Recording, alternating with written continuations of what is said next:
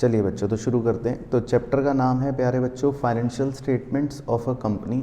ठीक है, इसमें आपको क्या क्या पढ़ाया था? इसमें आपको ये बताया था कि सेक्शन 129 है कंपनीज एक्ट 2013 का, जो ये कहता है कि बैलेंस शीट और पीएनएल किसी भी कंपनी का हमें प्रिस्क्राइब्ड फॉर्मेट में बनाना है, और वो प्रिस्क्राइब्ड फॉर्मेट हमें शेड्यूल 3 में दे रखा है। बाकी फाइनेंशियल स्टेटमेंट्स का मतलब होता है चार बातें: बैलेंस शीट जिसको पोजीशन स्टेटमेंट कहते हैं, पीएनएल जिसको स्टेटमेंट ऑफ पीएनएल या इनकम स्टेटमेंट कहते हैं, और नोट्स टू अकाउंट्स, और साथ साथ कैश फ्लो स्टेटमेंट। ठीक है, तो चार बातों को आपको फाइनेंशियल स्टेटमेंट्स कहते हैं, बताया था। बाकी इसके कुछ नेचर के बारे में आपको लिखवाए थे छोटे छोटे पॉइंट्स, कि इसमें हम रिकॉर्डेड फैक्ट्स को रिकॉर्ड करते हैं बेसिकली, और इसमें अकाउंटिंग प्रिंसिपल्स का यूज़ होता है, इसमें अकाउंटिंग अजम्पशंस का यूज़ होता है जो गोइंग कंसर्न, कंसिस्टेंसी और एक्रूवल होते हैं। इसमें हम अकाउंटिंग स्टैंडर्ड्स को भी फॉलो करते हैं, और बहुत सी जगह पर हम अकाउंटिंग के कुछ एस्टीमेट्स भी बनाते हैं। तो ये इसके कुछ बेसिक पॉइंट्स थे। और इसी तरह एक और बेसिक पॉइंट आपको बताया था कि एनुअल रिपोर्ट किसे कहते हैं। तो एनुअल रिपोर्ट के कंटेंट्स में आपको बताया था कि इसमें बोर्ड ऑफ डायरेक्टर की रिपोर्ट या ऑडिटर की रिपोर्ट, ऑडिटर मतलब सीए साहब होते हैं जो शेयर होल्डर को अपनी रिपोर्ट भेजते हैं। बाकी फाइनेंशियल स्टेटमेंट्स तो होते ही हैं, और इसके अलावा भी कुछ और नोट्स होते हैं जिसमें कंपनी की पॉलिसी या एक्सप्लेनेटरी नोट्स वगैरह सब दे रखे होते हैं। ठीक है, तो खैर आपके बोर्ड के एग्ज़ाम के नज़रिए से ये चैप्टर 4 नंबर की वेटेज रखता है, जिसमें आपको प्रिस्क्राइब्ड फॉर्मेट पता होना चाहिए। तो पहले हम प्रिस्क्राइब्ड फॉर्मेट देख लेते हैं एक बार बैलेंस शीट का। ठीक है जी, जो आपको पढ़ाया था। तो बैलेंस शीट का प्रिस्क्राइब्ड फॉर्मेट जो था वो पार्ट 1 ऑफ शेड्यूल 3 के मुताबिक था ऑफ कंपनीज एक्ट। ठीक है जी। बाकी इसमें आपको ये ध्यान रखना है कि इसमें हम 2 साल के फिगर्स को शो करते हैं, पहले करंट ईयर के फिगर फिर प्रीवियस ईयर के फिगर, ताकि कंपेरेबिलिटी बनी रहे। बाकी जो अंदर की बात है उस पर फोकस करते हैं जो आपको याद रखनी है। इसमें 2 मेन हेड्स होते हैं जिनको येलो कलर कर रखा है। पहला मेन हेड है इक्विटी एंड लाइबिलिटीज़, और दूसरा मेन हेड है एसेट्स। अब इक्विटी एंड लाइबिलिटीज़ की पहले बात करते हैं। Equity and liabilities main head में 4 मेन हेड्स होते हैं जिनको ब्लू कलर कर रखा है। ठीक है, पहला मेन हेड होता है शेयर होल्डर फंड, दूसरा मेन हेड होता है share application money pending allotment, तीसरे और चौथे को आप एक साथ भी लर्न कर सकते हो। तीसरा मेन हेड है नॉन करंट लाइबिलिटी, और चौथा मेन हेड है करंट लाइबिलिटी। फिर इन मेन हेड्स के अंदर हरे रंग से ABC जो मार्क हो रखे हैं उन्हें कहते हैं सब हेड्स। ठीक है जी। तो शेयर होल्डर फंड के अंदर शेयर कैपिटल आता है, 1 बाय 1 बताता रहता हूँ कुछ कुछ के बारे में। तो शेयर कैपिटल का मतलब है इक्विटी शेयर कैपिटल और प्रेफरेंस शेयर कैपिटल दोनों। दूसरा सब हेड है reserve and surplus. Reserve and surplus में हर तरह का रिजर्व आ जाता है, हर तरह का मतलब प्रॉफिट आ जाता है जो भी होगा। तीसरा होता है money received against share warrants. Money received against share warrants का मतलब था कि ये भी शेयर कैपिटल की तरह ही होता है, और इसमें कंपनी अभी सिर्फ एक वारंट इशू करती है। वारंट मतलब होता है जिसमें नाम नहीं लिखा होता किसी का, तो ये भी शेयर कैपिटल की तरह ही होती है वैसे तो। बाकी सेकंड मेन हेड है share application money pending allotment. उसका मतलब होता है कि आपने जैसे शेयर्स वाला चैप्टर पढ़ा होगा, तो कई बार कंपनी एप्लीकेशन का पैसा ले लेती है लेकिन अभी अलॉट नहीं करती शेयर। अलॉट 1 या 2 महीने बाद होते हैं, तो उस पैसे को कहते हैं share application money pending allotment. बाकी नॉन करंट लाइबिलिटी होती हैं 1 साल से ज़्यादा वाली, और करंट लाइबिलिटी मोटा मोटा होती हैं 1 साल से कम वाली। अच्छा, अब नॉन करंट लाइबिलिटीज़ के अंदर पहला सब हेड है लॉन्ग टर्म बोरिंग। इसमें एग्जाम्पल है डिवेंचर्स, यानी कि ऐसी बोरिंग जो आप 1 साल से ज़्यादा के लिए करते हो। दूसरा है डेफर्ड टैक्स लाइबिलिटी। ये आपके लिए अब सिलेबस में मतलब कोई रेलिवेंट नहीं है, तो इसको आप छोड़ भी सकते हो डेफर्ड टैक्स लाइबिलिटी को।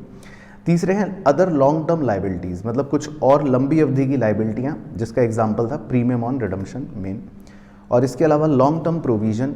लॉन्ग टर्म प्रोविज़न मतलब कोई आप लंबे समय के प्रोविजंस बनाते हो, जैसे प्रोविज़न फॉर ग्रेचुइटी एट्सेट्रा। फिर करंट लाइबिलिटी के अंदर होते हैं शॉर्ट टर्म बोरोइंग, जैसे कोई छोटी अवधि का आपने लोन ले रखा है, जैसे बैंक ओवरड्राफ्ट। ट्रेड पेबल्स, जिसका मतलब है सन्ड्री क्रेडिटर और बिल्स पेबल, ये याद रखना है। अदर करंट लाइबिलिटीज़, जिसमें और कोई भी करंट लाइबिलिटी आ सकती है, जैसे आउटस्टैंडिंग एक्सपेंस या income received in advance etcetera. और आखिरी होता है शॉर्ट टर्म प्रोविज़न, जिसमें प्रोविज़न फॉर टैक्स मेनली आ जाता है। तो ये तो हो गई जी लाइबिलिटियाँ। फिर एसेट्स की अगर बात करें तो एसेट्स के अंदर सिर्फ दो ही मेन हेड है। कौन कौन से? नॉन करंट एसेट और current asset. Non current assets वो होते हैं जिनका ऑब्जेक्टिव आपका बेचने का नहीं होता और आप उसको 1 साल से ज़्यादा के लिए अपने पास रखते हो। करंट एसेट्स वो होते हैं जो 1 साल के अंदर कैश में कन्वर्ट हो जाते हैं। अब जो हरे रंग से सब हेड्स हैं वो देख लो एक बार। नॉन करंट एसेट्स में सब हेड होता है पहला पीपीई एंड इंटेंजिबल एसेट। ये अकेला ऐसा सब हेड है जिसके अपने सब हेड्स भी हैं, ठीक है। तो ये याद रखना है, पीपीई एंड इंटेंजिबल एसेट के अंदर 4 सब हेड्स आते हैं। पहला तो होता है पीपीई, उसका मतलब है टेंजिबल एसेट। दूसरा है इंटेंजिबल एसेट, जिसका मतलब है गुडविल, पेटेंट या सॉफ्टवेयर, ऐसे वाले। तीसरा है capital work in progress. Capital work in progress का मतलब है कि कोई बिल्डिंग अभी बन रही है मान लो, लेकिन पूरी कंप्लीट नहीं हुई। और चौथा है इंटेंजिबल एसेट अंडर डेवलपमेंट। इसका मतलब है कि कोई फॉर्मूला आप बना रहे हो अभी, लेकिन अभी पूरा नहीं बना है, तो वो हो गया इंटेंजिबल एसेट अंडर डेवलपमेंट। बाकी नॉन करंट इन्वेस्टमेंट मतलब 1 साल से ज़्यादा के लिए आप इन्वेस्ट करते हो। डेफर टैक्स एसेट आप छोड़ भी सकते हो। Long term loans and advance, इसका मतलब होता है अगर आप कोई एडवांस देते हो, किसी को लोन देते हो या सिक्योरिटी डिपॉजिट देते हो, तो वो long term loan and advance में आ जाता है। बाकी इसके अलावा अदर नॉन करंट एसेट्स भी होते हैं जिसमें आमतौर पे कुछ फिक्टिशियस एसेट आ सकते हैं। फिर करंट एसेट्स में वो याद रखने हैं कौन कौन से होते हैं। पहले होते हैं करंट इन्वेस्टमेंट्स, मतलब छोटी अवधि के लिए आप कोई इन्वेस्ट करते हो अमाउंट 1 साल से कम के लिए, जैसे मार्केटेबल सिक्योरिटीज़ एट्सेट्रा। इसके बाद इन्वेंट्रीज़। इन्वेंट्रीज़ 6 प्रकार की होती हैं जो आपको अभी थोड़ी देर में दिखाऊंगा क्या है। उसके बाद है ट्रेड रिसीवेबल्स। ट्रेड रिसीवेबल का मतलब है debtors plus BR. Cash and cash equivalent. Cash and cash equivalent का मतलब है कैश इन हैंड और cash at bank. Short term loans and advance मतलब आपने किसी को 6 महीने के या 9 महीने के लिए लोन दिया 1 साल से कम के लिए। और एफ है अदर करंट एसेट्स, उसमें आपके और दूसरे तरह के एसेट्स आ गए करंट एसेट, जैसे प्रीपेड एक्सपेंस और एक्रूड इनकम, ठीक है। तो आपको ये याद रखने हेड, सब हेड्स और उनके कुछ एग्जाम्पल्स, ठीक है। फिर बाकी रिजर्व एंड सरप्लस में मैंने आपको बताया था कि हर तरह के रिजर्व इसके अंदर आते हैं, हर तरह का मतलब प्रॉफिट इसके अंदर आता है। बाकी लास्ट वाला आपको कहा था रट लेना, वो इम्पॉर्टेंट है क्योंकि वो नाम से रिजर्व लगता नहीं है पर वो है रिजर्व। उसका नाम है employees stock option outstanding account, तो ये आपको रट के जाना है, समझना है नहीं। Money received against share warrant मैंने आपको बता ही दिया कि ये भी शेयर कैपिटल की तरह ही होता है, बस इसमें कंपनी जब शेयर सर्टिफिकेट इशू करती है तो नाम लिखा होता है, लेकिन इसमें नाम नहीं लिखा होता। तो ये एक बियरर इंस्ट्रूमेंट है, तो it is as good as share capital ही ओनली। तो इसीलिए ब्रैकेट में हमने लिख भी रखा था कि मन में आप इसको शेयर कैपिटल ही सोच सकते हो। बाकी share application money pending allotment भी मैंने आपको बता दिया कि कई बार कंपनी शेयर एप्लीकेशन का पैसा तो रिसीव कर लेती है, लेकिन अभी अलॉटमेंट होने में टाइम होता है, तो तब तक उस पैसे को कहते हैं share application money pending allotment. और इन्वेंट्री ये रटनी है आपको, 6 तरह की हैं। Raw materials, work in progress, finished goods, stock and trade, loose tools और स्टोर्स एंड स्पेयर्स, जिसमें लूज टूल्स और स्टोर और स्पेयर हैं गंदी इन्वेंट्रियाँ, जो रेशियो चैप्टर में आपको पता चलेगा कि क्यों इनको गंदी इन्वेंट्रियाँ कहते हैं, ठीक है। चलो, तो ये होगी बैलेंस शीट। अब चलते हैं पार्ट 2 की तरफ, यानी कि P&L। कंपनी का P&L जो है वो भी सेम ढांचे से बनता है, मतलब कि इसमें भी हम 2 साल के फिगर्स को दिखाते हैं, करंट ईयर और प्रीवियस ईयर। बाकी इसको आप इजीली याद रख सकते हो, बहुत ही सिंपल इसमें तरीका है याद रखने का। देखो, इसी तरह ऑर्डर वाइज याद रखना। सबसे पहले लिखते हैं हम RFO। RFO का मतलब होता है किसी भी बिजनेस का जो मेन काम है उससे वो पैसे जो कमा रहा है वो है रेवेन्यू फ्रॉम ऑपरेशन। इसमें मेनली आते हैं सेल ऑफ गुड्स या सेल ऑफ सर्विस या सेल ऑफ स्क्रैप मेनली। दूसरी होती है अदर इनकम। अदर इनकम मतलब बिजनेस की दूसरी प्रकार की इनकम, वो कुछ भी हो सकती हैं, जैसे मान लो interest received, rent received, dividend received, gain on sale of asset, कुछ भी जो मेरा मेन काम नहीं है। तो 1 और 2 को जोड़कर हाथ का निशान जहाँ बना हुआ है वो आ जाता है क्या, टोटल रेवेन्यू। फिर उसके नीचे हमें लिखने हैं एक्सपेंसेस, जो 7 तरह के हैं और इसी ऑर्डर में याद रखने। तो बस आपको एक्सपेंसेस 7 के 7 इसी ऑर्डर में याद रखने। पहला है CMC, मतलब कॉस्ट ऑफ मटेरियल कंज्यूम, उसका फॉर्मूला सुनाओ, opening raw material plus purchase of raw material minus closing raw material, ठीक है, ये याद रखें। दूसरा खर्चा होता है purchase of stock in trade, ये डायरेक्टली गिवन होगा, इसका कोई फॉर्मूला नहीं है। तीसरा खर्चा होता है चेंज इन इन्वेंट्रीज, उसमें 3 इन्वेंट्रियाँ होती हैं, finish goods, work in progress और स्टॉक इन ट्रेड, लेकिन तीनों ही इन्वेंट्रियों के चेंज को निकालने का फॉर्मूला सेम है। बताओ क्या? Opening minus closing. ठीक, इसमें ध्यान रखना है ओपनिंग माइनस क्लोजिंग है, क्योंकि हम यहाँ खर्चा निकाल रहे हैं। ठीक है। चौथा खर्चा होता है एम्प्लॉयज़ बेनिफिट एक्सपेंस, ये सारे वो एक्सपेंस होते हैं जो आप अपने एम्प्लॉय के लिए करते हो। पांचवा खर्चा होता है फाइनेंस कॉस्ट, ये रट लेना, हालांकि कुछ बता भी देता हूँ। फाइनेंस कॉस्ट होते हैं जो आप इंटरेस्ट पे करते हो मेनली अपने लोन्स पर या डिवेंचर्स पर। छठा खर्चा होता है डेप्रीसिएशन एंड अमोर्टाइजेशन, तो ये तो सिंपल है और गिवन होगा डायरेक्टली। और जो 1 से 6 तक की गिनती में ना आ पाए बचे हुए सारे खर्चे, उन्हें कहाँ डाल देंगे हम? अदर एक्सपेंस में। तो ये हमारे 7 तरह के टोटल खर्चे आ जाते हैं। फिर टोटल रेवेन्यू में से टोटल एक्सपेंस माइनस कर देते हो तो क्या आ जाएगा? Profit before tax. और उसमें से फिर टैक्स भी माइनस कर दोगे तो क्या आ जाएगा? Profit after tax. बस, तो यही बातें आपको लिखवाई थी। तो आरएफओ में आपको यही बताया था कि आरएफओ का मतलब है जो हमारा मेन काम है, sale of goods, sale of service या सेल ऑफ स्क्रैप भी आरएफओ है, ये याद रखना है। दूसरी बात इंपॉर्टेंट कि अगर कोई फाइनेंस कंपनी है जैसे मुथूट फाइनेंस, उनके लिए डिविडेंड रिसीव्ड या इंटरेस्ट रिसीव्ड या gain on sale of investment, उनके लिए ये भी रोज़मर्रा का काम है, तो उनके लिए ये भी आरएफओ माना जाएगा। बाकी अदर इनकम है, जो मान लो कोई कंपनी पंखा बना रही है, उनके लिए अदर इनकम है interest received, dividend received, rent received, gain on sale of investment, income tax refund, etcetera etcetera. लेकिन हाँ, कमीशन रिसीव्ड को ध्यान रखना है, अदर इनकम नहीं कहते। कमीशन रिसीव्ड हमेशा एक मेन काम होता है। बाकी सीएमसी का फॉर्मूला दोबारा सुना दो, opening raw material plus purchase of raw material minus closing raw material. और चेंज इन इन्वेंट्री को निकालने का formula opening inventory minus closing inventory, वो सब दे रखा होगा तो वो आप निकाल लोगे। चलो बस, तो यही बातें इसमें हमने लिखी थी।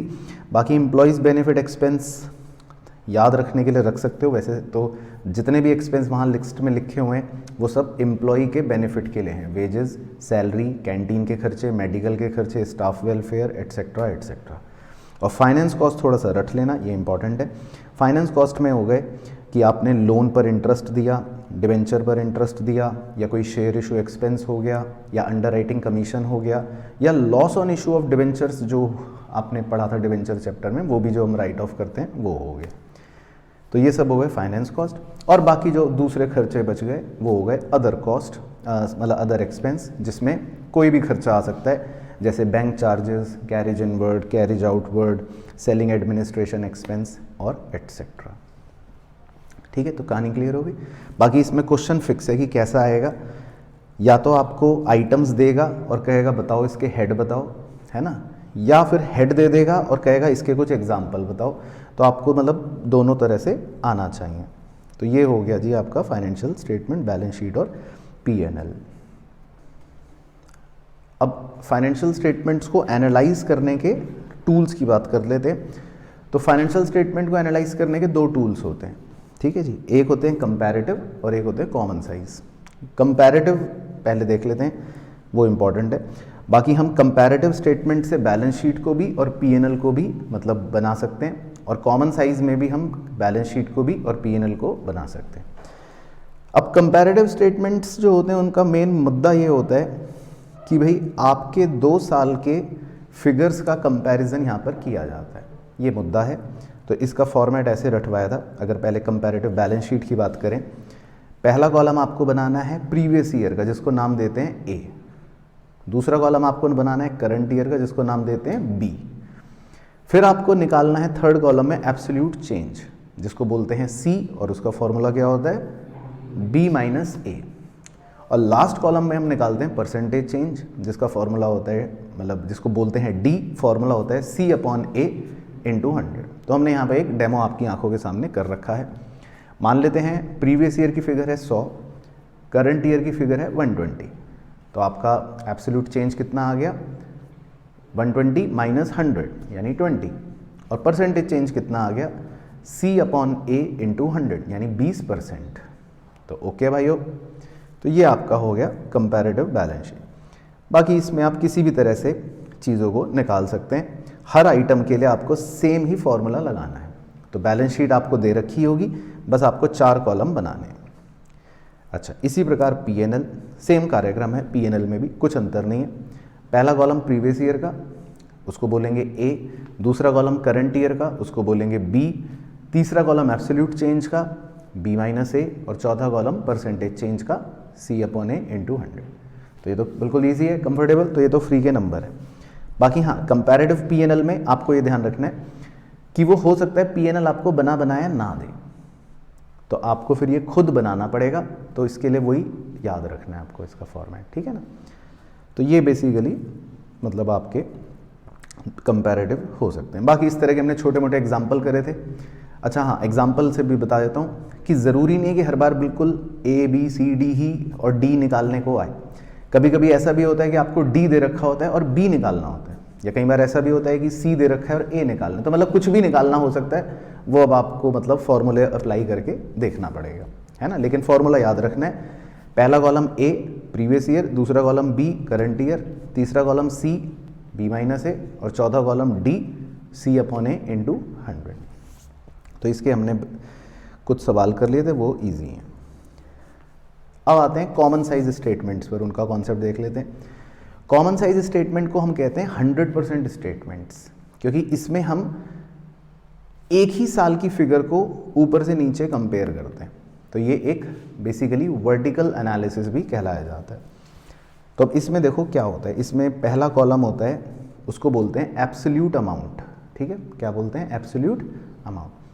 उसमें अगर आप गौर करो तो पहले प्रीवियस ईयर की फिगर लिखी है और फिर करंट ईयर की फिगर लिखी है। लेकिन जो दूसरा मेन कॉलम होता है, हाथ का निशान बना देता हूँ लाल रंग का, वो याद रखना है, उसका नाम होता है परसेंटेज ऑफ क्या? Balance sheet total. तो इसमें आपको बस क्या करना है कि जो भी बैलेंस शीट का टोटल है, मान लो प्रीवियस ईयर का टोटल है 2000, ओके, तो आपको इस टोटल को कितना परसेंट मार्क कर देना है? 100। इस टोटल का कितना परसेंट है? 100%। और फिर हर फिगर को इस टोटल से डिवाइड करके इनटू 100 करना है। तो समझ गए भाइयों बहनों कैसे निकालनी है परसेंटेज? तो जैसे कोई भी फिगर दे रखी है, जैसे 100 दे रखा है, तो 100 अपॉन 2000 इंटू 100, तो 5% आ जाएगा। या दे रखा है 200, फिर 200 अपॉन 2000 इंटू 100, तो 10% आ जाएगा। या दे रखा है 400, तो 400 अपॉन 2000 इंटू 100, तो 20% आ जाएगा। तो समझ गए भाइयों बहनों कैसे निकालना है? इसी तरह करंट ईयर की फिगर्स में भी जो भी फिगर्स दे रखी होंगी उनको आपको बस टोटल से डिवाइड करना है और इंटू 100 करना है। तो ये हो गया कॉमन साइज बैलेंस शीट। बहुत आसान है, इसीलिए एग्जाम में आती नहीं है। और इसी तरह होता है कॉमन साइज P&L, ये फिर भी आ सकता है। इसमें जो पहला कॉलम है वो तो वही है, पहला कॉलम है एब्सोल्यूट अमाउंट्स। एब्सोल्यूट अमाउंट में प्रीवियस ईयर और करंट ईयर, दो चीज़ें हो गई। अब दूसरा कॉलम जो है वो याद रखना है बिल्कुल अच्छे से, बताओ वो क्या है? Percentage of RFO। आपके दूसरे कॉलम का नाम है परसेंटेज ऑफ RFO। तो इस बार जो RFO की फिगर होती है, जैसे मान लो यहाँ पर RFO की फिगर है लेट से 200 रुपये, तो RFO की फिगर को हम 100% अलॉट कर देंगे और हर फिगर को किससे डिवाइड करेंगे फिर आप? RFO से। तो हर अमाउंट को RFO से डिवाइड करेंगे इंटू 100। तो जैसे मान लो आपको दे रखी है वैल्यू 20, तो 20 अपॉन 200 इंटू 100, तो कितना आ जाएगा? 10%। या आपको मान लो वैल्यू दे रखी है 40, तो आप करेंगे 40 अपॉन 200 इंटू 100, तो आ जाएगा 20%। तो आपको हर अमाउंट को किससे डिवाइड करना है? RFO से और इंटू 100। तो क्लियर हो गया कहानी, समझ आ गई? तो इसमें कोई भी दिक्कत तो नहीं है किसी भी बच्चे को? तो ये आपका कॉन्सेप्ट हो गया कॉमन साइज P&L का। तो कॉमन साइज जब भी आएगा तो याद रखना है परसेंटेज ऑफ RFO या percentage of balance sheet total, ये लिखना है। और कंपैरेटिव अगर कभी भी आएगा तो कंपैरेटिव में दोनों में सेम ही फॉर्मूला है, A column previous year, B column current year, C column absolute change B minus A, और D column percentage change C upon A into 100। तो ओके हो गई कहानी?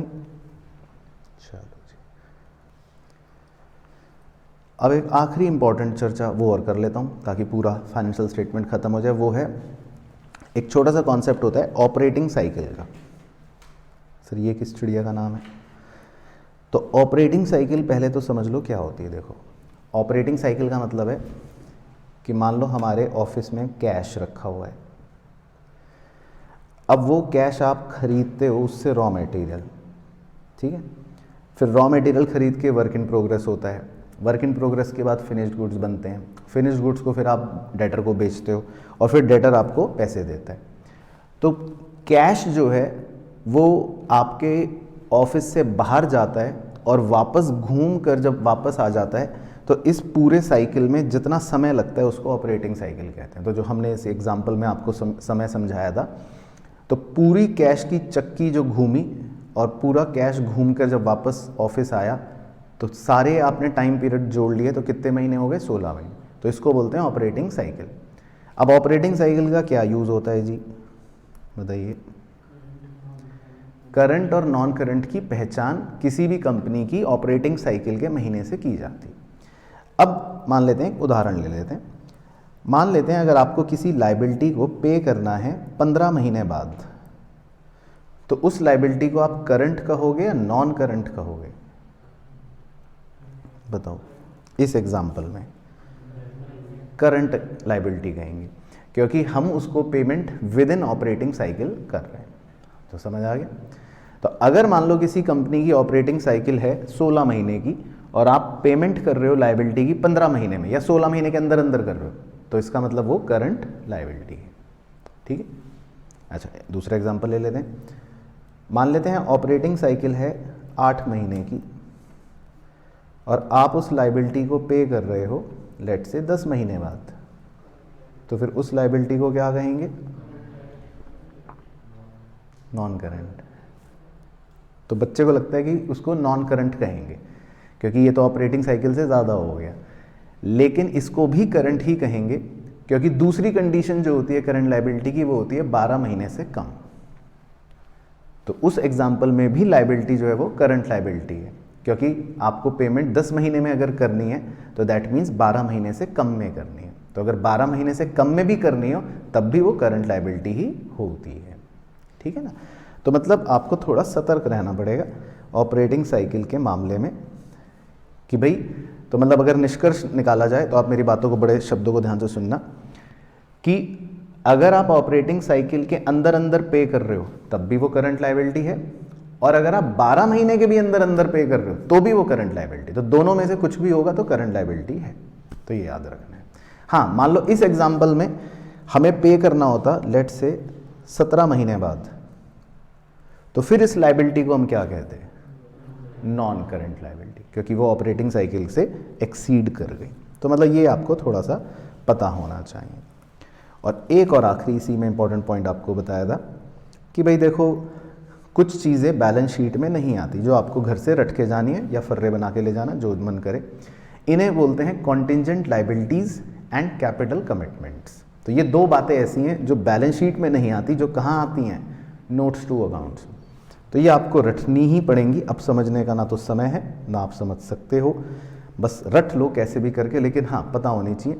तो जैसे कॉन्टिंजेंट लायबिलिटीज़ हैं कि आपकी कंपनी के अगेंस्ट किसी ने कोई केस कर दिया, मतलब डिस्प्यूटेड लायबिलिटी, या आपने बैंक से कोई बिल ऑफ एक्सचेंज डिस्काउंट करवा लिया, या सबसे इजी है प्रपोज डिविडेंड करंट ईयर का, ये आप क्योंकि कैश फ्लो स्टेटमेंट में भी देखते हो। तो ये सब कॉन्टिंजेंट लायबिलिटी हैं, ये नोट्स में लिखे जाते हैं।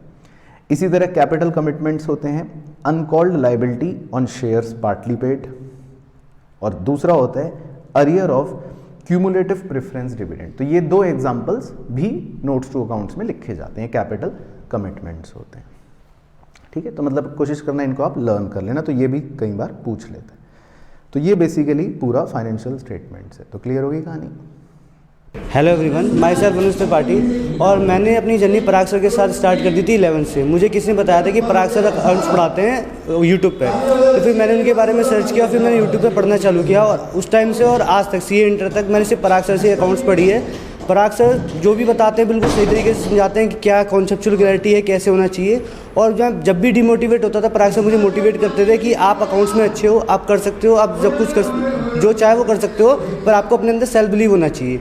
और बाकी जो आरकेजी इंस्टीट्यूट की फैकल्टी है जैसे अंकुर सर भी हमें टैक्स और लॉ टैक्स पढ़ाते थे इंटर में, और लॉ पढ़ाते थे फाउंडेशन के अंदर। वो जो कॉन्सेप्ट पढ़ाते थे वो भी बहुत अच्छी तरीके से पढ़ाते थे, जो हमारे माइंड में बैठ जाता था। और बाकी अली सर तो एफएम और क्या नाम है कॉस्ट बहुत अच्छे तरीके से पढ़ाते हैं, और पीपी सर तो लॉ अच्छा पढ़ाते हैं। मेरा आरकेजी इंस्टीट्यूट के साथ जो बॉन्ड था वो बहुत अच्छा रहा, और मैंने अपना सीए इंटर और CA foundation both group first attempt में निकाला है। मैं सबको ये कहूँगा कि मैं दिल्ली से आता था आरकेजी इंस्टीट्यूट के लिए, जहाँ सब लोग नोएडा आना नहीं चाहते थे सीए के सर के पास।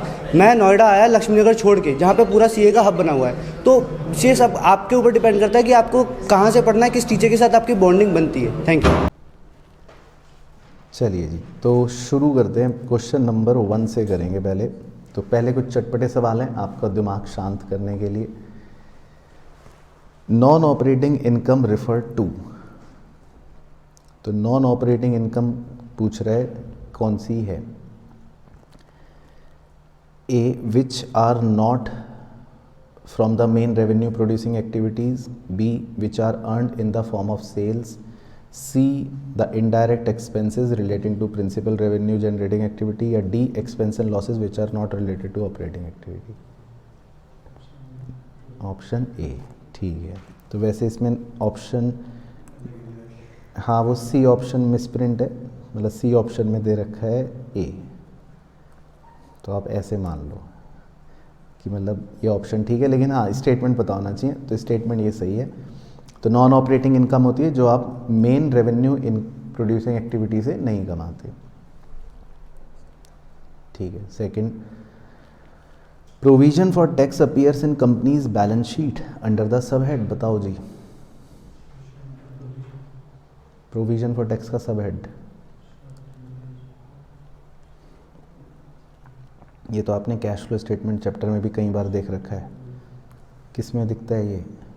शॉर्ट टर्म प्रोविजंस में। ठीक है, शॉर्ट टर्म प्रोविजन सब हेड में प्रोविजन फॉर टैक्स होता है। उसके बाद थर्ड, मैच द फॉलोइंग करनी है आपको। वैसे तो ऑप्शन भी दे रखा है, लेकिन आप वैसे ही बता दो। चलो, बोनस पेड को किससे भेड़ेंगे? Very good, employ benefit expense. Revenue from services rendered, revenue from operation. Interest expense, finance cost. और गुडविल अमोर्टाइज तो कौन सा हो गया? डी। ठीक है। उसके बाद फोर्थ,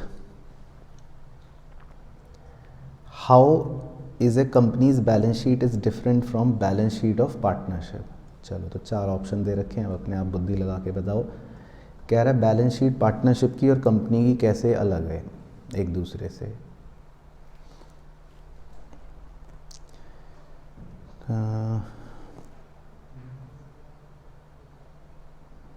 बताओ। सी लग रहा है मुझे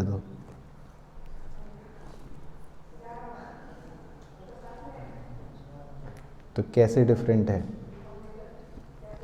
तो ये for a companies balance sheet and partnership balance sheet format is fixed under schedule 3, ये भी गलत। तो देखो, ए ऑप्शन सही है। वैसे तो सारी अंग्रेजी कह रहे कंपनी की बैलेंस शीट का फॉर्मेट तो फिक्स है शेड्यूल 3 में, है ना। कंपनी की बैलेंस शीट का तो फॉर्मेट फिक्स है शेड्यूल 3 में, कह रहे जबकि पार्टनरशिप की बैलेंस शीट का कोई प्रिस्क्राइब्ड फॉर्मेट नहीं होता। भाई पार्टनरशिप में तो आपने भी याद नहीं, बैलेंस शीट बनाते हो तो अंधाधुन कहीं भी कुछ भी लिख देते हो, जहाँ जो याद आया वही लिख देते हो। पहले गुडविल लिख ली, कहीं भी कुछ भी लिख लिया, उस पर तो कोई फॉर्मेट नहीं होता। तो यही डिफरेंस है। तो कंपनी की बैलेंस शीट का फॉर्मेट होता है शेड्यूल 3 का, लेकिन पार्टनरशिप में कोई ऐसा कानूनी फॉर्मेट नहीं है। पार्टनरशिप की बैलेंस शीट में तो जहाँ मन करे वहाँ लिखो। चलो, फिफ्थ, मैनेजर इज एफिशिएंट और इनएफिशिएंट कैन बी जज बाय द ऑब्जेक्टिव।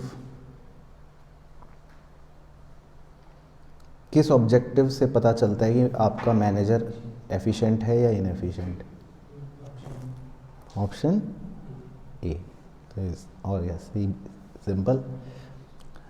तो एसेसिंग मैनेजेरियल एफिशिएंसी, तो उससे पता लगता है कि हमारा जो मैनेजमेंट है वो एफिशिएंटली काम कर रहा है कि नहीं कर रहा। बी में वैसे भी देखो प्रॉफिट की बात कर रहा है, सी में वैसे भी सॉल्वेंसी की बात कर रहा है, और डी में दो फर्म्स का आपस में कंपैरिजन हो रहा है, इंटर फर्म कंपैरिजन। ठीक है,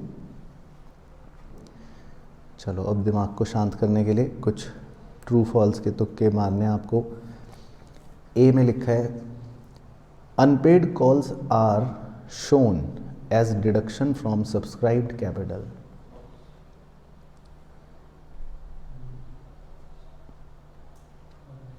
अनपेड कॉल्स क्या हैं?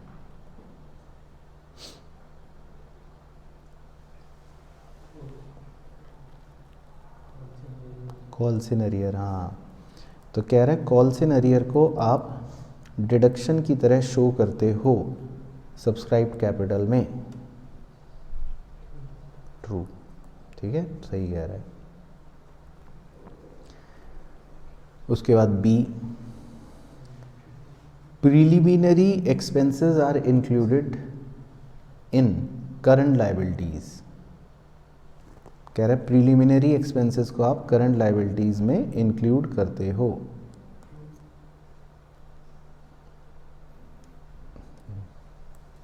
फॉल्स। एक्सपेंसेस तो लायबिलिटी में आते ही नहीं, एक्सपेंसेस तो कहाँ जाएंगे? अदर एक्सपेंस में, है ना। खर्चा तो खर्चा है, खर्चा कोई करंट लायबिलिटी हेडिंग में थोड़ी ना जाएगा। उसके बाद C, competitors are interested in financial statement analysis. आपके कॉम्पिटिटर्स जो होते हैं वो भी आपके मतलब फाइनेंशियल स्टेटमेंट एनालिसिस में इंटरेस्टेड पार्टी हैं। ट्रू, है ना। तो बहुत सारे इंटरेस्टेड पार्टी होते हैं, ओनर्स होते हैं, मैनेजमेंट होते हैं, लेबरर्स होते हैं, क्रेडिटर होता है, गवर्नमेंट होती है, बैंक होता है, पब्लिक होती है, कॉम्पिटिटर्स भी होते हैं। D, one objective of financial analysis is to determine operational efficiency and profitability. कह रहा है कि एक ऑब्जेक्टिव है फाइनेंशियल स्टेटमेंट एनालिसिस का कि आपकी ऑपरेशनल एफिशिएंसी और प्रॉफिटेबिलिटी पता लगती है। ट्रू, है ना। तो ये ऑब्जेक्टिव होता है फाइनेंशियल स्टेटमेंट एनालिसिस का। ठीक है, तो क्लियर हो गया। चलो अब 7th बताना है जी। Out of the following identify the items that are shown in the notes to accounts on employees benefit expense. तो आपको बताना है कि इनमें से ईबीई में कौन आएगा। तो पहले बस यस नो करो। सैलरीज आएगा, ईबीई है, ठीक है। मेडिकल एक्सपेंसेस, ठीक है, ये भी ईबीई है। कन्वेयंस एक्सपेंसेस, ये भी ईबीई है ना, लिखा भी था।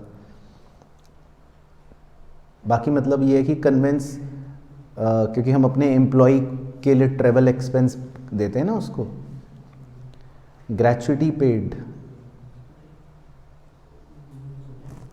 नहीं, क्या ये भी तो एम्प्लॉय को ही देंगे और क्या हैं, और क्या। ग्रेचुइटी किसको देते हैं भाई? ग्रेचुइटी क्या है, एम्प्लॉय को तो देते हैं, तो ये भी तो एम्प्लॉय के रिलेटेड खर्चा है ना। बिजनेस प्रमोशन एक्सपेंस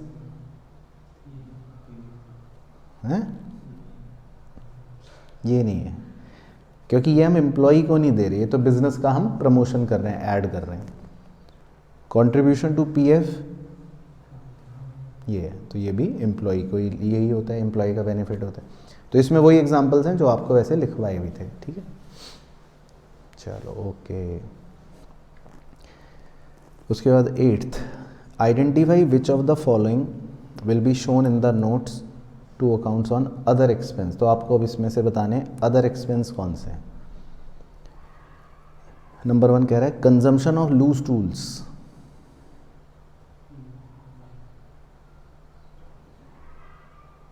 भाई देखो, आपको ऐसे सोचना है टोटल कितने खर्चे होते हैं? 7। पहला होता है CMC, दूसरा होता है purchase of stock in trade, तीसरा होता है चेंज इन इन्वेंट्री, चौथा होता है क्या सर आप ही बताओ? EBE, पांचवा होता है क्या सर आप ही बताओ? FC, और छठा होता है क्या सर ये भी आप ही बताओ? डेप्रीसिएशन है ना, अमोर्टाइजेशन। और सातवें होते हैं अदर एक्सपेंस। अब जो भी नीचे आइटम दे रखा है अगर वो ऊपर के 6 में नहीं आ सकता तो आपका आंसर होगा यस। समझ गए भाइयों बहनों?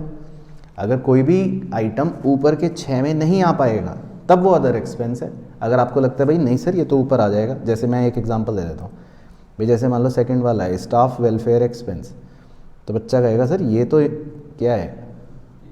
EB है, तो ये फिर अदर एक्सपेंस नहीं है। ठीक है, तो अब ऐसे ही पहला बताओ, कंजम्पशन ऑन लूज टूल्स।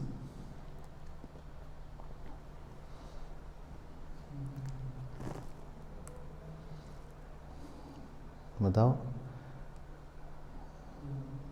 तो ये अदर एक्सपेंस है क्योंकि ये ऊपर किसी भी 6 में नहीं आ सकता। ठीक है, हम लूज टूल्स को अगर कंज्यूम कर रहे हैं तो ये हमारा अदर एक्सपेंस है। हाँ, अगर हम रॉ मटेरियल कंज्यूम कर रहे होते तो क्या होता? तो वो A हो जाता, CMC होता है, क्योंकि CMC का मतलब है कंजम्पशन ऑफ रॉ मटेरियल। लेकिन यहाँ हमने रॉ मटेरियल नहीं कंज्यूम करा, यहाँ हमने क्या कंज्यूम करा? लूज टूल, इन्वेंट्री कंज्यूम कर ली, स्टॉक कंज्यूम कर लिया। चलो थर्ड, वेजेस। हाँ, तो ये EBE ही है, तो ये नहीं है अदर एक्सपेंस। कोरियर एक्सपेंस, हाँ ये अदर एक्सपेंस है क्योंकि ये तो और किसी में नहीं आएगा। कैरेज आउटवर्ड,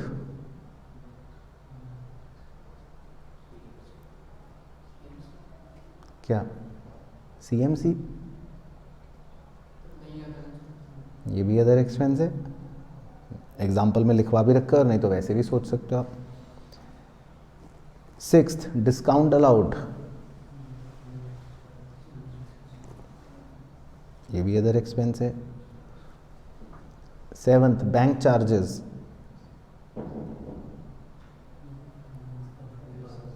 ये फाइनेंस कॉस्ट नहीं है, ये स्पेशल तारे के साथ लिखवा रखा है नोट्स में। बैंक चार्जेस मतलब नॉर्मल खर्चे, तो ये भी अदर एक्सपेंस है। Rent for warehouse, rent दिया,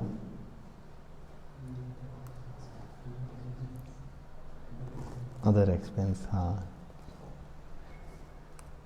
उसके बाद डेप्रीसिएशन ऑन मशीनरी, हाँ तो ये अब अदर एक्सपेंस नहीं है क्योंकि ये तो डेप्रीसिएशन वाले खर्चे में आ गया। ग्रेचुटी पेड, EB, अभी ऊपर एग्जाम्पल में करा आपने EB। Goodwill return of,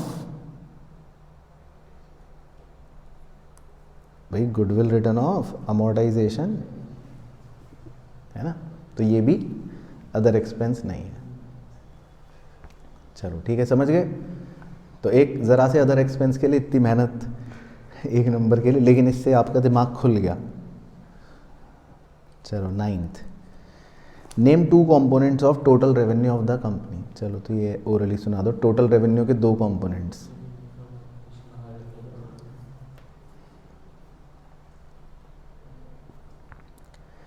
COGS मानस बाबू कोई हेड नहीं होता इनमें से, तो वो तो नहीं लिखेंगे।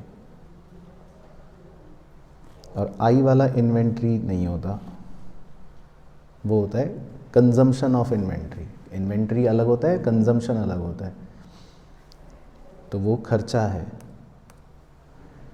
हाँ वेरी गुड। तो 2 कंपोनेंट्स क्या होते हैं टोटल रेवेन्यू के, बताया था ना P&L में। पहला होता है RFO मतलब रेवेन्यू फ्रॉम ऑपरेशन, और दूसरा होता है अदर इनकम। वो मान लीजिए आप किताब में देख लेना, वो तो वैसे पढ़ाया भी था। अच्छा, उसके बाद 10th, LMN consultants limited issued 10,000 9% debenture of 100 each. ठीक है, तो एक कंपनी है जिसने 10,000 डिवेंचर्स इशू करे हैं, 9% डिवेंचर्स हैं 100 ईच के, और कब इशू करे हैं? 1 अक्टूबर 2013 को। ठीक है जी। टू बी रिडीम्ड ऑन 30 सितंबर 2020, और इन्हें हम रिडीम करेंगे 7 साल बाद, 30 सितंबर 2020 को।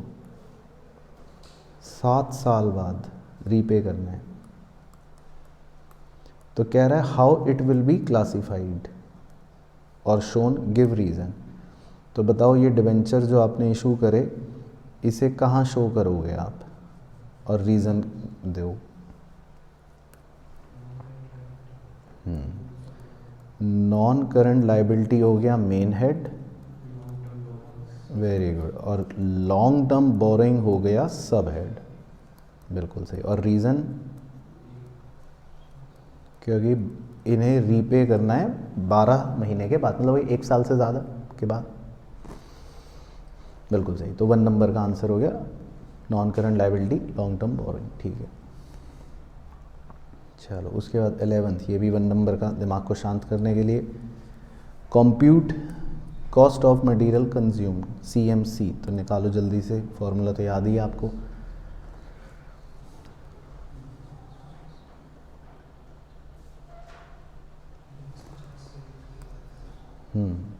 तो क्या है formula? Opening inventory plus purchase minus closing inventory. सही, तो 19,50,000। चलो उसके बाद 12th, how will you show the following items in the balance sheet of company. बड़ा अच्छा क्वेश्चन है, 1 नंबर का ये भी। कॉल्स इन अरियर और कॉल्स इन एडवांस। तो कॉल्स इन अरियर को बैलेंस शीट में कहाँ शो करते हो बताओ? तो इसको हम मतलब डिडक्ट करते हैं, डिडक्टेड फ्रॉम सब्सक्राइब्ड कैपिटल। ठीक है, तो ये आप लिख लेना, 1 लाइन का चाहे। और कॉल्स इन एडवांस,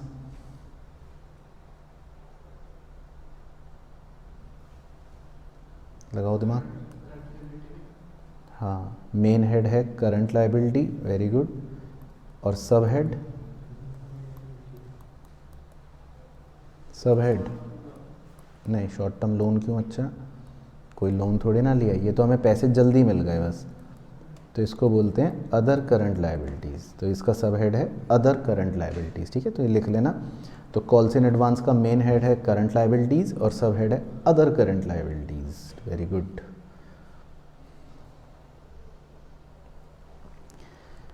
उसके बाद 3 नंबरी क्वेश्चन, ये इस तरह के एग्जाम में आते हैं, 3 या 4 नंबर के। Under what heading will you show the following items in financial statements of a company. तो आपसे पूछ रहे हैं कि आप फाइनेंशियल स्टेटमेंट्स में कौन सी हेडिंग में शो करेंगे। तो बैंक बैलेंस बताओ, मेन हेड भी बताते रहो।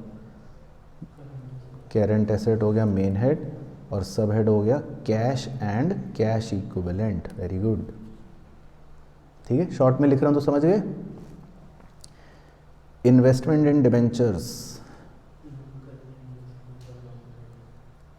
और main head non current asset, very good, और ये हो गया हमारा नॉन करंट इन्वेस्टमेंट, लंबी अवधि का निवेश। अच्छा, कई बार बच्चा कूद जाता है, कहता सर डिबेंचर ये तो बोरोइंग है। ठीक है, लेकिन आपके मन में तो ये डाउट नहीं है, आप तो होशियार हो। ठीक है, उसके बाद आउटस्टैंडिंग सैलरी, ये बताओ। वेरी गुड, करंट लायबिलिटी में other current liability. Authorised capital, हाँ नहीं, नोट्स टू अकाउंट्स में तो जाता है, लेकिन मतलब ये किसका पार्ट है? Share holders fund main head, और सब हेड शेयर कैपिटल। भाई है तो शेयर कैपिटल के अंदर के ही नोट्स ना। एक्सेप्टेंसेस BP, मेन हेड क्या है? करंट लायबिलिटी मेन हेड और ट्रेड पेबल्स हैं सब हेड, क्योंकि उसमें जुड़ जाते हैं बीपी। और ट्रेड पेबल्स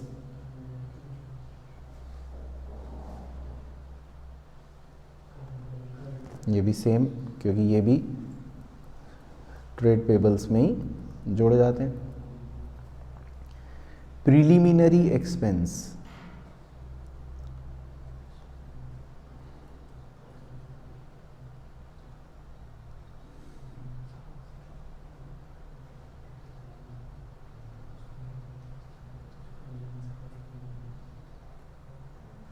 फाइनेंस कॉस्ट में तो नहीं, हालांकि ये पीएनएल का क्वेश्चन नहीं है, ये बैलेंस शीट का क्वेश्चन है। देखो आपको थोड़ा आइडिया लगाना पड़ता है। जो सारे आइटम है ना बैलेंस शीट के दे रखे हैं वैसे।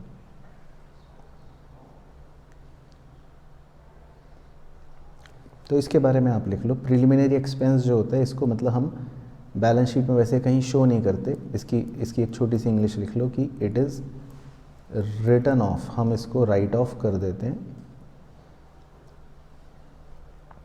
फ्रॉम रिजर्व एंड सरप्लस, मतलब इनको हम अपने रिजर्व या अपने प्रॉफिट्स में से माइनस कर देते हैं बस। तो इसको कहीं इसकी कोई हेडिंग नहीं है, ये एक ऐसा खर्चा है जो बैलेंस शीट में कहीं नहीं आता। तो ये इस खर्चे को हम अपने रिजर्व एंड सरप्लस से राइट ऑफ कर देते हैं बेसिकली। चलो अब 14th भी बढ़िया सवाल है, वो बताना है। पहले क्वेश्चन पढ़ लेते हैं। कह रहा है अंडर विच लाइन आइटम, मतलब major head of the statement of PNL, statement of PNL का बताना है। वो उस चैप्टर में सोचेंगे इंद्रप्रीत बाबू, पहले इस चैप्टर के क्वेश्चन कर लो। बच्चा कह रहा सर कैश फ्लो में इसका क्या ट्रीटमेंट होता है प्रिलिमिनरी एक्सपेंस का। अब थोड़ी देर में बच्चा कह सर पार्टनरशिप में इसकी एंट्री और करवा दो। तो जिस चैप्टर में आ रहा है पहले उसमें ध्यान लगाओ। Under which line item of statement of PNL of non financial company. तो ये ध्यान रखना है कि आप एक नॉन फाइनेंशियल कंपनी हो, तो मन में ऐसे सोच लो आप पंखे बना के बेचते हो, ठीक है। ओरिएंट पीएसपीओ कंपनी है आपका नाम, तो आप एक नॉन फाइनेंस कंपनी हो। तो अब आपको बताना है कि भाई क्या है क्या, ठीक है। तो सेल ऑफ गुड्स, चलो तो बताओ। हाँ प्रखर भाई, रिजर्व कम हो जाएगा। तो सेल ऑफ गुड्स बताओ। हाँ आरएफओ, वेरी गुड, तो लिखते रहो, ये तो मेन काम है हमारा।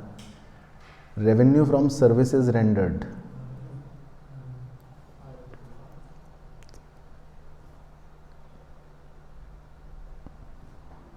ये भी आरएफओ, ठीक है जी। कंपनी के फॉर्मेशन पे जो एक्सपेंस होते हैं स्वास्थ्य जी, उसे बोलते हैं प्रिलिमिनरी एक्सपेंस। ये 11th में भी पढ़ाते हैं वैसे तो, और कंपनी अकाउंट्स में भी था। इंटरेस्ट अर्नड, इंटरेस्ट कमाया आपने, अदर इनकम, वेरी गुड, ये आपका मेन काम नहीं है। Gain on sale of asset, other income, ये भी आपका मेन इनकम नहीं है। Purchase of stock in trade,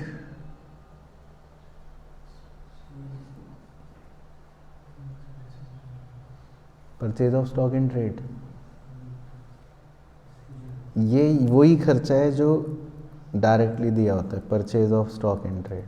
आपको बताया था ना अभी थोड़ी देर पहले, 7 तरह के खर्चे होते हैं। देखो ये लिस्ट लिखी हुई थी इसमें।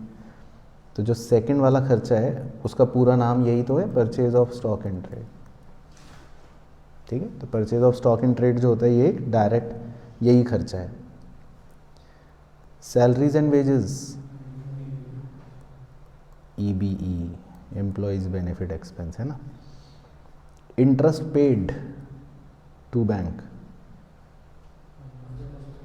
फाइनेंस कॉस्ट, जब भी ब्याज देते हैं हम पे करते हैं फाइनेंस कॉस्ट।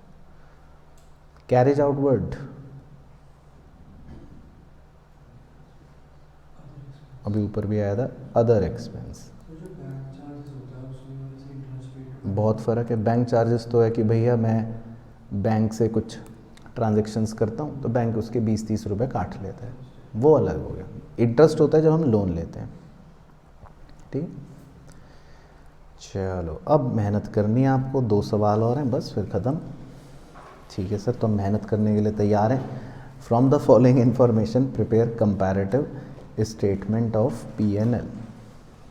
चलो तो ये हम साथ साथ करते हैं, मतलब आप भी निकाल लो पेन पेंसिल स्केल और फॉर्मेट बनाते हैं अच्छा सा सुंदर सा। पर्टिकुलर्स,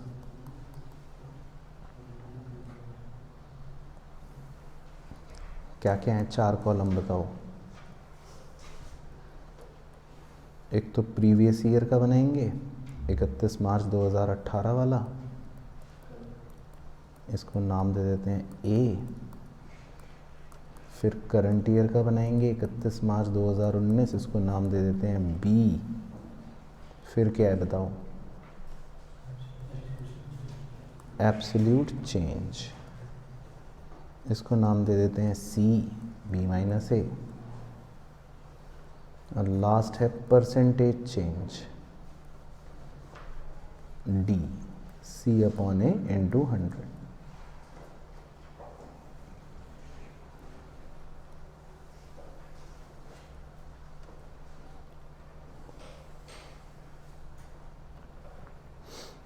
चलो बाकी एक बार निगाह फेर लेते हैं सवाल पर।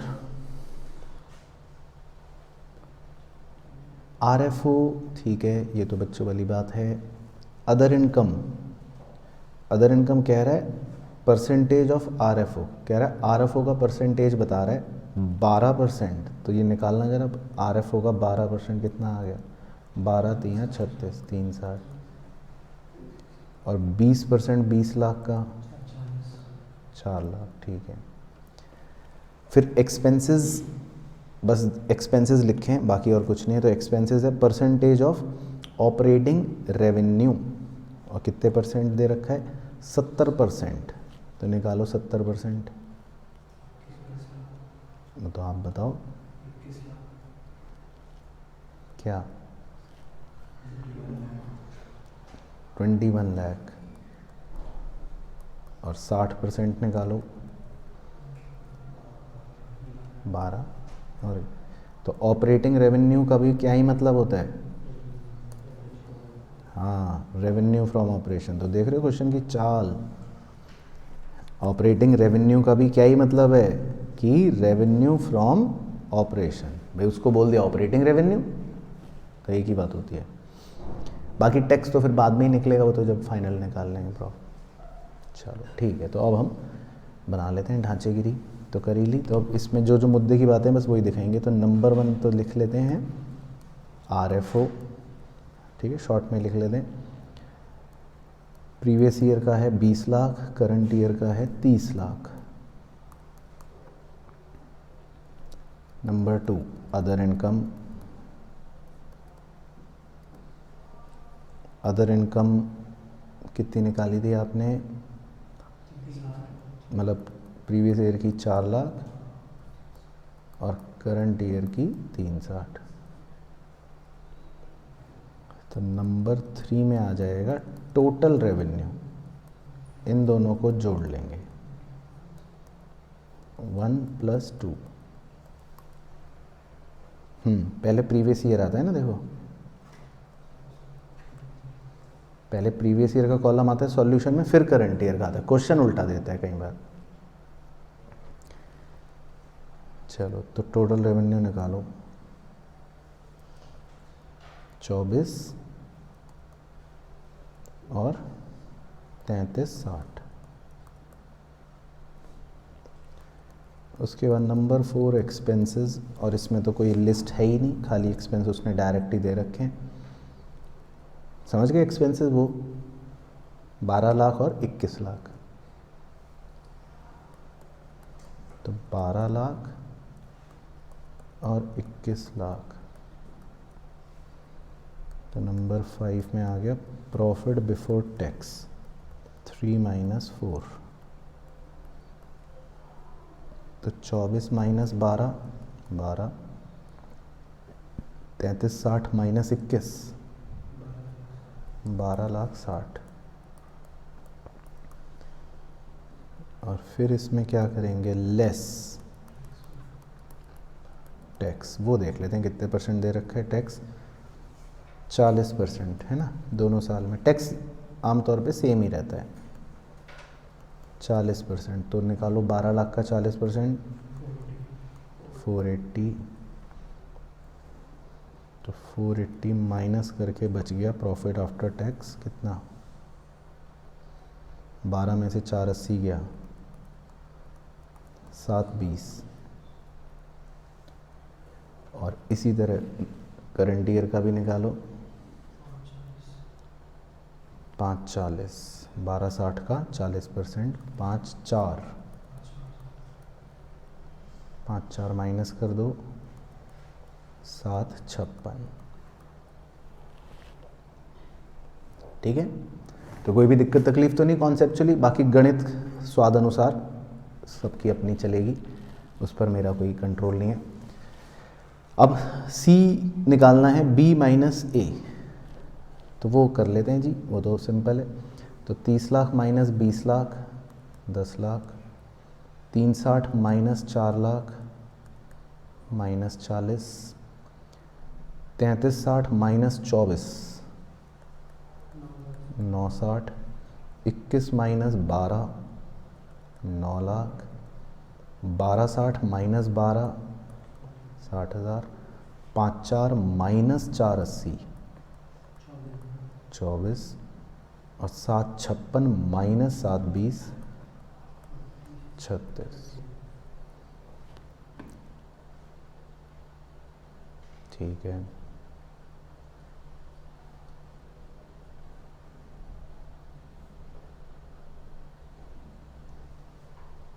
उसके बाद बस अब परसेंटेज चेंज निकालनी है। तो C अपॉन A इंटू 100 कितना आ रहा है, 50%, 10 लाख बटे 20 लाख, फिर 40,000 बटे 4 लाख माइनस 10%, फिर 960 बटे 24 लाख 40%, 9 लाख बटे 12 लाख 3 बटे 4 75%, 60 लाख बटे 12 लाख 5%, 24,000 बटे 4,80,000 5%, 36,000 बटे 7,20,000 5%। ठीक है, तो इजी थे।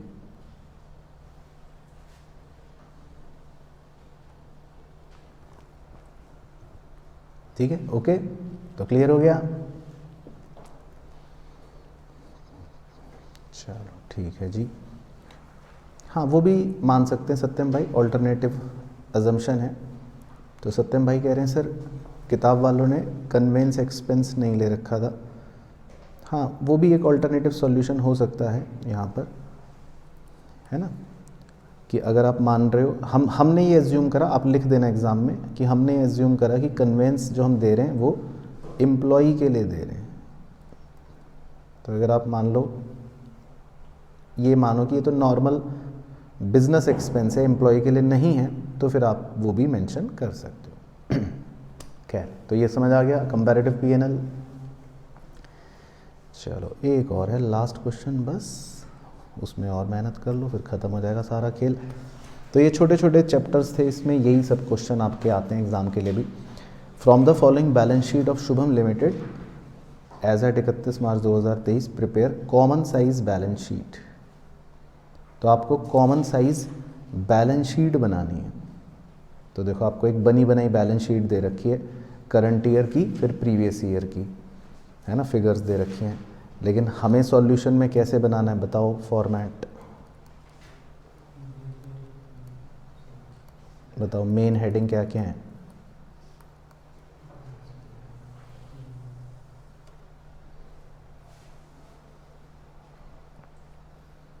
क्या है मेन हेडिंग? पहला है एब्सोल्यूट अमाउंट्स और दूसरा है percentage of balance sheet total, हाँ तो आपको ये ध्यान रखना है बस, बाकी चाहे कुछ भी भूल जाना। तो दो मेन हेडिंग्स जो हैं वो ये हैं, बाकी इन दोनों मेन हेडिंग्स के अंदर जो सब हेडिंग्स हैं वो क्या हैं? एब्सोल्यूट अमाउंट्स में पहले कौन से ईयर का लिखना है? प्रीवियस ईयर का, 31 मार्च 2022, और फिर करंट ईयर का 31 मार्च 2023, इसी तरह 31 मार्च 2022 और 31 मार्च 2023। बस तो ये याद रखना है। बाकी बैलेंस शीट तो जो क्वेश्चन में दे रखी है वो एज इट इज़ चेपनी है आपको, बिल्कुल एज इट इज़, ज़रा सा भी दिमाग नहीं लगाना, दिमाग लगाया तो गलत हो जाएगा। तो as it is balance sheet चेप लेते हैं। तो पूरा ड्रामा करना है या थोड़ा शॉर्ट में कर लें? चलो शॉर्ट में कर लेते हैं। तो इक्विटी एंड लायबिलिटी, मतलब शॉर्ट में ऐसे लिख लो। इसमें नंबर 1 शेयर होल्डर फंड, बाकी इसमें जो जो दे रखा है वो एज इट इज़ चेप रहे हैं। शेयर कैपिटल प्रीवियस ईयर है 9 लाख, करंट ईयर है 20 lakh. B reserve and surplus 1 lakh और 2 लाख। बाकी NCL के अंदर है लॉन्ग टर्म बोरोइंग 5 लाख और 12 लाख। ठीक है, ये गिवन है।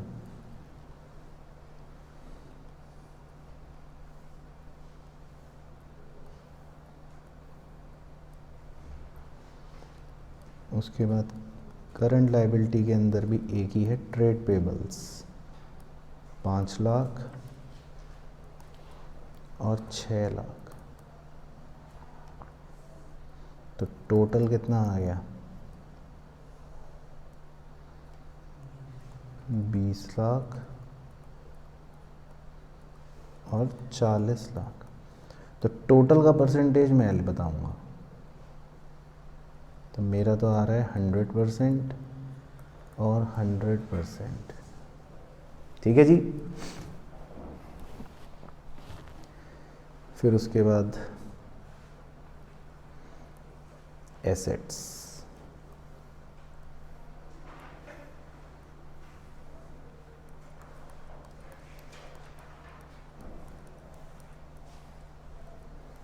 एसेट्स में NCA के अंदर PPE 10 लाख और 20 लाख,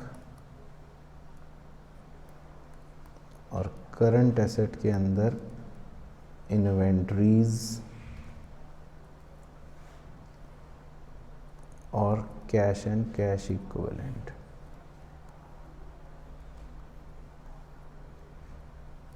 वो दे रखे हैं 8 लाख और 19 lakh. Cash and cash equivalent आप निकाल के बताओगे कितना आएगा?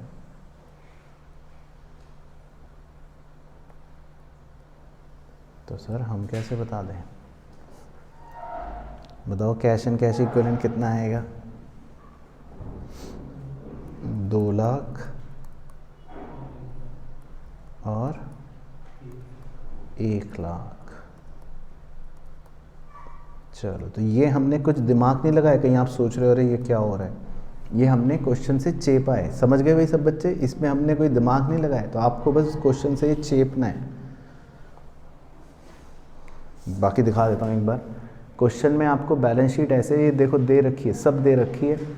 बस आपको पहले प्रीवियस ईयर की फिगर लिखनी है। ये प्रीवियस ईयर है, पहले ये, फिर करंट ईयर की लिखनी है। तो बस हमें चेपना है यहाँ से। चलो, तो समझ आया पहले चेपने का कार्यक्रम। अब परसेंटेज कैसे निकलेगी वो बताओ, फिर निकालते हैं साथ साथ ऊपर से। पहले 2022 की बताओ कैसे निकलेंगी, 31 मार्च 2022 वाली।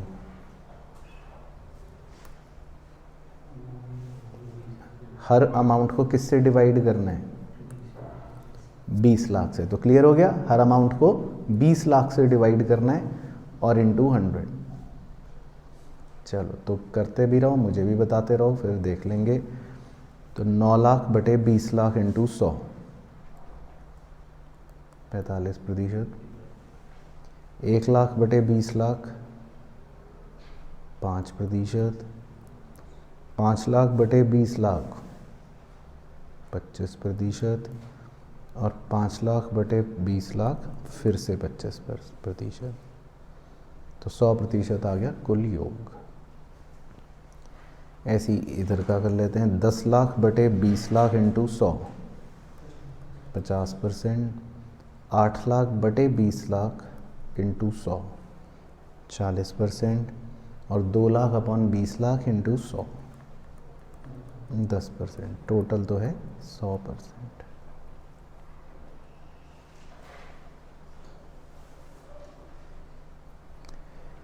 अब इसी तरह जी करंट ईयर नीले वालों का भी निकाल लेते हैं। तो इसमें 40 लाख रुपए से डिवाइड कर देना हर फिगर को। तो करो 20 लाख अपॉन 40 लाख इंटू 100, 50%। 2 लाख बटे 40 लाख 5%। 12 लाख बटे 40 लाख 30%। और 6 लाख बटे 40 लाख 15%। कुल योग आ गया 100%। ठीक है। और इसी तरह एसेट्स का भी कर लेते हैं। 10 लाख बटे 20 लाख 50%, मतलब 20 लाख अपॉन 40 लाख, सॉरी हाँ 50%। 19 लाख बटे 40 लाख इंटू 100, 47.5%। और 1 लाख बटे 40 लाख 2.5%। कुल योग आ गया 100। तो ये बन गया जी आपका 100% स्टेटमेंट, जिसको कह सकते हैं, या कॉमन साइज स्टेटमेंट। तो कंपैरेटिव भी हो गया और कॉमन साइज भी हो गया। ठीक है, तो समझ आया सारा खेल, अच्छे से क्लियर हो गए सब। चलो तो बस डन डना डन।